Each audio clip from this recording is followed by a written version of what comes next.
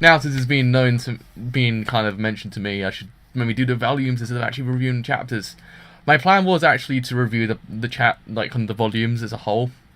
It was like that, I'm probably get it through quite quickly, up to about 61, which is actually volume 16. So if I accidentally do it one a day, I'll probably just reach up to where the new chapter is by hopefully 2 weeks' time, when the next chapter might just come out. So yeah, I have my work cut out for me for the rest of the week and 2 weeks later. So yeah, chapters 2 and 3.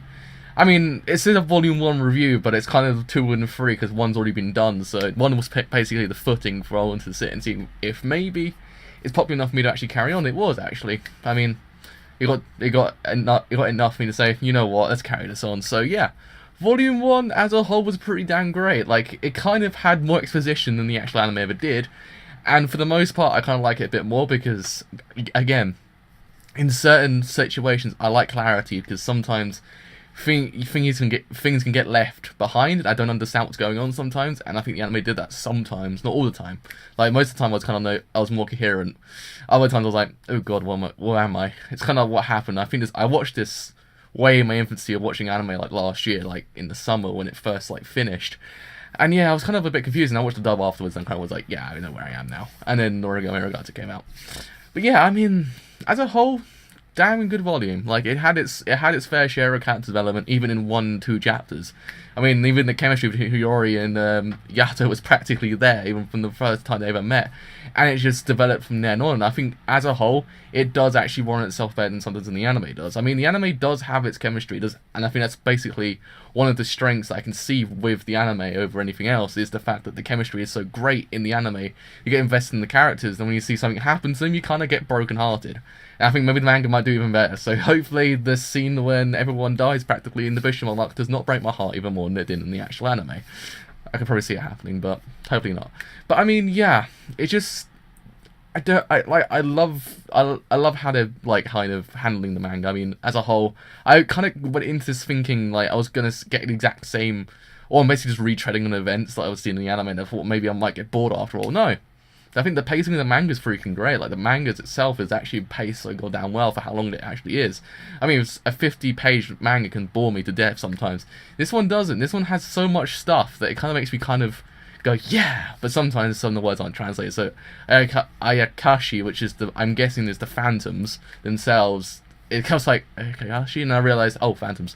And then also there was the getting blighted as well. It wasn't actually technically used in the chapter, but I'm guessing that it was blighted as well.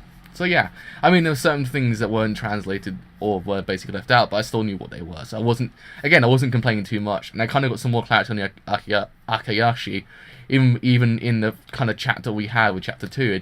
Chapter 3. It developed their, like, kind of who they are and what they do, and basically how they can see it and perceive it in the world. Like, no one can see it besides children and animals, and basically, yeah. I mean, it just felt like I needed this, and it basically told me what I needed to know. So now forward, I know I can know what to say when I'm reviewing, and I won't sound like a complete idiot. And then also we kind of got some more stuff. I mean, one thing that was kind of lacking in the anime is the fact that Hiyori was a fan of wrestling. Like, I can't ever remember them mentioning in season 2 that she was actually a fan. Like, I think they kind of dropped the idea. I mean, I completely forgot about it, and I realised that when I read the manga, I was like, oh yeah, she's a fan of wrestling. The only thing that makes you remember it in the anime is the fact she uses wrestling moves. I mean, that's the only thing that makes me remember, but if I remember correctly, from the whole of this season 2, there was never dare mention that, oh yeah, these wrestling. And also, there's a lot of entrance exams. Like, I've realised this, there's a lot of extra entrance exams in this anime and manga. But yeah, I mean, as a whole, damn good. I mean, hopefully Hibisuo arc and hopefully the Bishamon arc does actually improve, because anime, I can see it technically did kind of rush events, even though, as I said before, sometimes rushing doesn't actually mean the story is disjointed. I mean, sometimes rushing can actually make the anime kind of slightly better. I mean, sometimes it works, sometimes it doesn't. I mean, Prison School live action works because the story doesn't feel disjointed. Because sometimes you get rushed and it just feels disjointed. You don't know where stuff are coming from, and that happened with 35 Test Platoon. I didn't know what the F was going on because it was just springboarding plot points out of nowhere. It was like kind of like, what the F's going on here? This one and the anime itself, you still kind of got a firm footing of what's going on.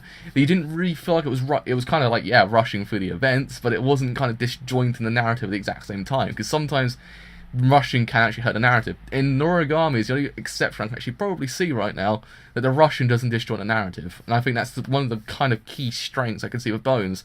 They can cut stuff, but the stuff they cut doesn't disjoint the narrative. It cuts stuff out, and I think as a whole, these 2 chapters weren't too cut. Like, there was nothing cut out or put in, or stuff was changed around. So I was kind of like, yeah, you know what?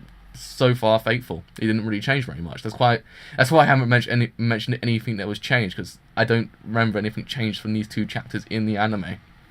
So yeah, before my breath gets completely lost. So yeah, it just felt like I knew what was going on. I just knew it from the anime events. But sometimes Bones are kind of good when it comes to taking events out and putting new events back in. I mean, yeah, maybe if I read the manga a bit more, I can probably understand that, yeah, maybe they did take it out, it didn't actually work very well. But sometimes, again, it kind of feels a bit... I have a weird relationship when it comes to cutting events out, because if it's not too badly done, it doesn't actually feel like it's been left out. But an anime only watcher will not notice. Like, some people will say, oh yeah, I've not noticed this happened. And I kind of like, yeah, I can understand that. But if the manga really kind of thing said, oh yeah, Fujikashi's like development got taken out completely, I could probably say, yeah, he did, because basically he did. I mean, I noticed that, and I didn't even read the manga. His like development got completely cut out. So yeah, I mean, yeah, I'm getting a bit off topic here because I'm quite passionate about Bones, but still, I mean, it's just, I like these chapters because it basically even introduced Yukine as well. I didn't even mention Yukine. It introduced Yukine, and I can remember how much of a barstool he was at the beginning of the manga and anime. Like, I completely forgot, and I realized he was a complete barstool towards Yato. Like, he was just a teenager, basically, towards his parents. And I think it kind of felt like I mean, because after a while he begins to get, like, more and more attached to Yato, and thinking that you don't really want to see anything bad happening to him, and it's kind of like, and then at the beginning, like, he's a complete buttnut. I think that's one of the good things, that's kind of virtue perception of characters, because sometimes it does actually happen. I mean, I guess, again, forward into the anime, EBC was kind of the prime example. I thought he was going to be the enemy, he wasn't. I was like, oh, surprising. So it can actually avert your perception of the character. Even if you're going backwards in time and realising he's a complete buttnut, when you go forward in time, you notice he's a pretty damn cool character. And yeah, I mean, the fights themselves are pretty damn well drawn, even if they're damn well animated in the anime. They're still well drawn in the actual manga, and I think the art itself is freaking great. And I like Yukine. Like, he's one of my favourite characters. You know, Kofuku is my favourite. I think Kofuku is my favourite. Hiyori's the best girl, but Kofuku's my favourite character. I think Yukine is my second favourite, because he just gets developed when he needs to, and he just gets developed so much that you can actually become invested in this kind of storyline. And I think it's kind of like almost a hit-home kind of storyline as well. But yeah, I mean, as a whole, dang great volumes. Almost did forget to mention Yukine as well. Getting a bit off topic, my brain kind of goes a bit.